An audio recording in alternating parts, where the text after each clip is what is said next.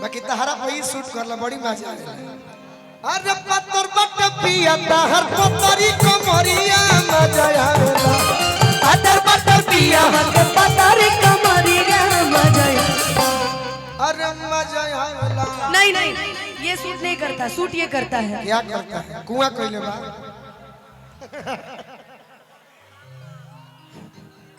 कि गोल मटोल पिया अरे धरे या कवरिया मजा आवेला।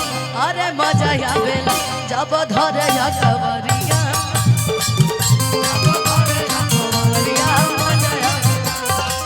हमेशा। बाकी हम एगो बात से तारा दुखित बनी। क्या बताइए? कि यही बात के दुख भारी अरे हमसे को तरीका टेलू सब के काहे बाटेलू। अरे गोलुआ के खाली डांटेलू सब के खाली डांटेलू। गोलुआ के खाली डांटेलू सब के।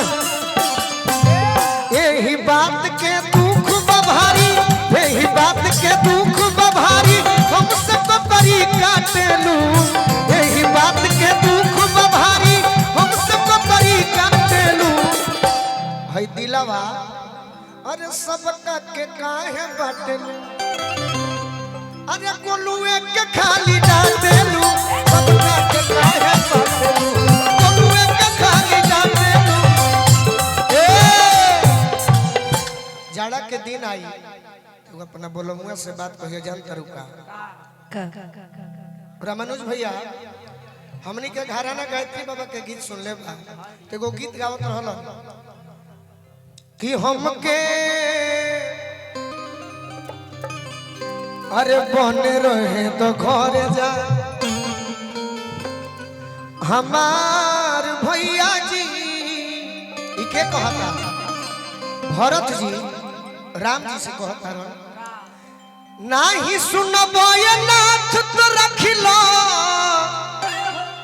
अरे हमरो के साथ राखबी। भाई के दुलार बाकी जब तार बियाह होई नु भगवान से मनाओ तनी कि तोर बियाह मगध क्षेत्र में होके। अहे दुर्गा माई गुरु हाथे का मौका कोनुए राजा के दी हो तब अपना बोलो। शादी कहीं भी हो गुरहथिएगा पे कोई बात नहीं है। हमने जगह फिक्स नहीं की। हम फिक्स कर दे। ये हमारे माँ बाप फिक्स करेंगे। उनका के मना ले। अच्छा ठीक है आप मना लीजिए। हम तोहरो माँ बाप के मना ले उनको माँ बाप के मना ले। पर हम नहीं मानेंगे ना, हमारे मानने से होता है। शादी हमको करना है। बाकी हमारे से करबू का। आपको तो भाई मानते हैं आजीवन। चाहती है बाकी सबका सोझा भैया को होती है।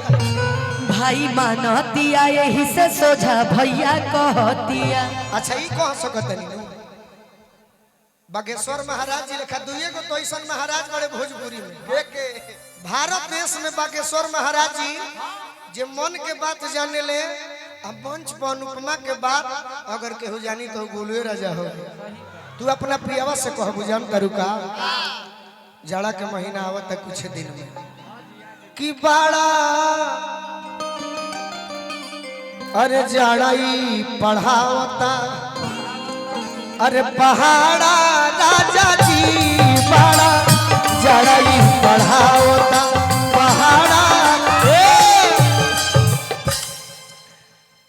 परे भर ठेहुन कुहा हम कुहा बुझलू कुहा कुहा बुझा फौ सीत परे भर ठेहुन कुहा हम इहा रौरा उहा अरे किया जा यही जैसे भेजत बानी भाड़ा राजा जी आजा। यही जैसे भेजत बानी भाड़ा देही छेद शीतल लहर तू अगोर जाके सह दहिया छेद शीतल लहर तू अरे अगोर जाके सह। कैसे कैसे अरे नहीं करे जा कह के काड़ा राजा जी कैसे रही करे जा कह के काड़ा राजा जी और का अनुपमा एक और बात अपना पियावा से कहूँ तो कबो खिसियाई ना। पहले बीच में हमारी बातें भी सुन लीजिए। एगो लाइन सुन लो। एक लाइन बीच में मेरी, हर दो लाइन सुन नहीं एक लाइन। कि कितना बताई सुख ससुरा के गोरी रे, कितना बताई सुख ससुरा के गोरी रे, सैया बेचान हमर भाई चकोरी रे, सैया बेचान हमर भाई चकोरी रे। मेरा भाव पहले समझिए कि कितना बताई सुख ससुरा के गोरी रे, असैया हमें चांद हमर, इधर ध्यान दीजिए, इधर ध्यान दीजिए, कि सैया हमें चांद हमर हम हई चकोरी रे, असैया का हवे हमर। कितने लोग हैं जी यहाँ पे? थोड़ा हाथ उठाइए, कितने लोग हैं? शादी करा रहे थे ना हमारी, हम भी सोचे हम भी ससुराल की बड़ाई कर दें कि सैया हमर चांद हवे हम हई चकोरी रे। आपकी इच्छा। मेरा छोटा भाई मेरे जिगर का टुकड़ा है ना, आओ ना यार।